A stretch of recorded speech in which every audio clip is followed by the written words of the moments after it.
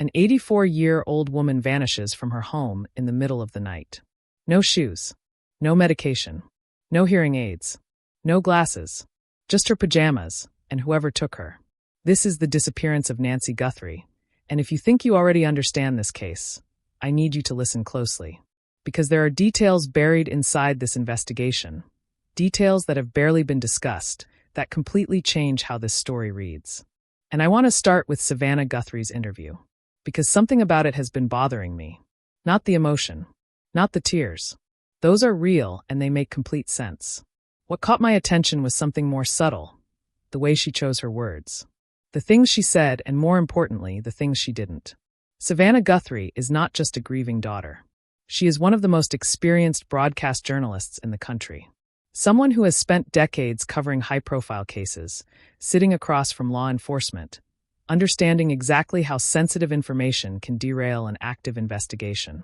That kind of discipline, that awareness, it doesn't just disappear because you're in pain. It stays with you. It filters everything you say, even in your worst moments. So when Savannah spoke publicly about her mother's disappearance, she wasn't just speaking. She was navigating, carefully. And once you understand that, you start hearing the entire interview differently. Let's go through it. The first thing Savannah shut down, immediately, was the possibility that her mother wandered off. Now, in law enforcement, that is almost always the first question investigators ask when an elderly person goes missing. Did they wander? Is there a cognitive issue? Could they have simply walked out on their own? Savannah closed that door before it could open. Her mother had severe pain, limited mobility. Some days, she couldn't even make it to the mailbox on her own. There was no wandering here. That wasn't a possibility.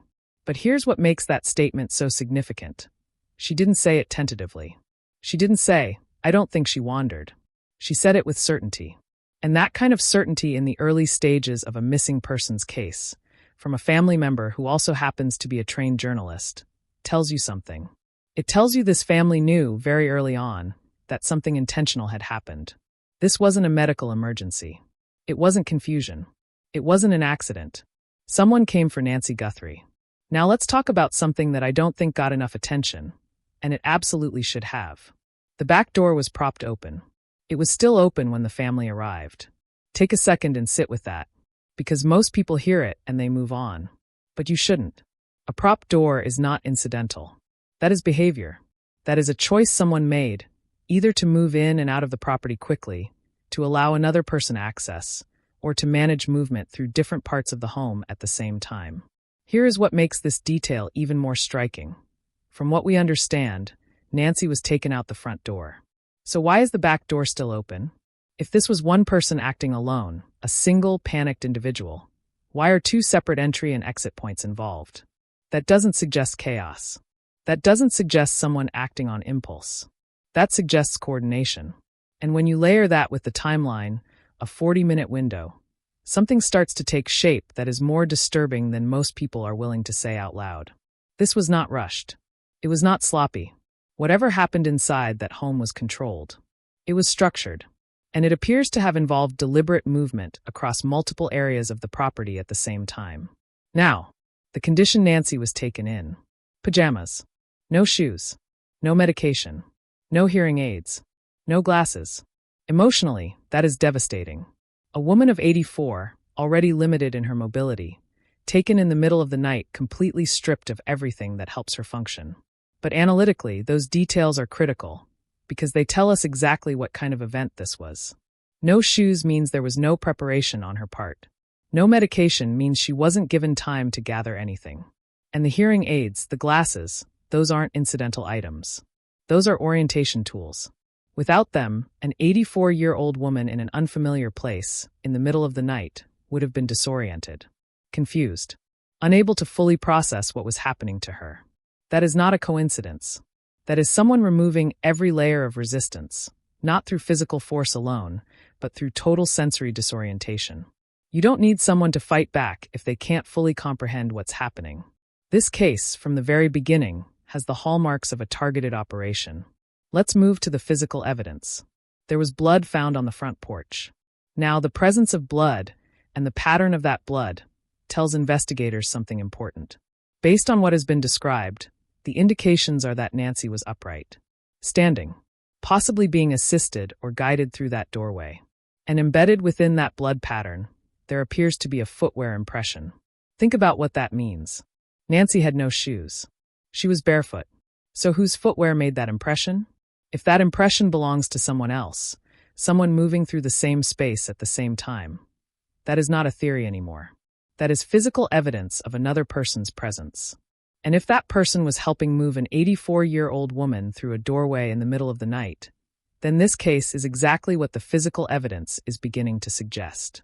This was not a lone actor operating impulsively. Let me come back to Savannah's interview, because this is the part that most people completely missed. In her interview, Savannah referred to a kidnapper. Singular. One person. But nothing we have just talked about feels like one person. A propped back door. A front door exit. Controlled movement. A structured 40-minute window. Physical evidence at the entry point. These are not the signatures of a single individual acting alone in a panic. So why does Savannah say a kidnapper? Two possibilities. Either that is what investigators have told her, and law enforcement often shares a controlled version of the narrative with victims' families to protect the integrity of the investigation. Or, and this matters given who Savannah is, that is what she is permitted to say. Because she knows exactly how much weight her words carry. She knows that if she implies multiple perpetrators publicly, she potentially alerts those people to exactly how much investigators already know.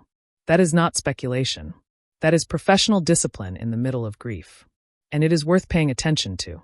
Now, the ransom notes. Savannah said she believes at least 2 of them are real. Most people hear that and they immediately think, this is about money. And maybe it is. But I want you to consider a different possibility, one that investigators will absolutely be looking at. Real does not always mean truthful. A ransom note creates a narrative. It tells investigators to follow a financial thread, to look at debt, at opportunity, at who might have wanted money. But what if money is not the actual motive? What if the ransom note is not communication? What if it is misdirection? Here's how that works. The moment a ransom note enters the picture, the investigation pivots toward a financial framework. Momentum shifts. Investigators start asking different questions. Meanwhile, whoever is responsible has bought themselves time and shaped the narrative. They've essentially handed investigators a script, and investigators are now, at least temporarily, reading from it. And it doesn't stop there. If communication goes quiet after the note is delivered, no follow-up, no demand, no instructions, then you haven't created a negotiation. You've created a pause. You've made investigators wait. You've slowed everything down. And if the language or tone of the note is carefully constructed, you can even shape the profile of who investigators are looking for. That is an extremely sophisticated use of a ransom note. And it is a real possibility that deserves to be taken seriously. There is one more thing Savannah said that I cannot move past. She wondered whether her mother was targeted because of her. Because of who Savannah is. That is a grief response. That is a daughter carrying an unbearable weight, wondering if her visibility, her career, her public profile, if any of it brought harm to someone she loves. But it is also the introduction of a motive that changes everything about how this investigation should be framed. If Nancy Guthrie was not targeted randomly, if she was specifically chosen because of her daughter, then whoever did this had done their research. They knew where Nancy lived. They understood her physical limitations. They knew her environment, her routine, her vulnerability. They understood the connection between a daughter and a mother. That is not a crime of opportunity. That is a crime of knowledge.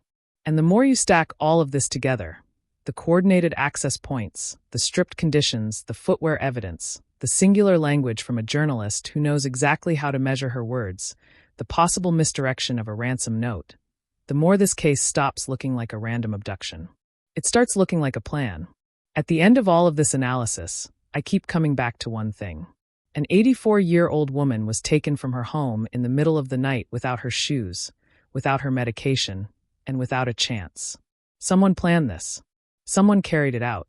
And someone right now knows exactly where Nancy Guthrie is. Cases like this do not fade. They build. Every piece of evidence compounds. Every loose thread tightens. And the people who believe that time is working in their favor are always, without exception, wrong. We're going to keep asking questions. We're going to keep paying attention. And we are not going to let this case disappear, because Nancy Guthrie hasn't been brought home yet.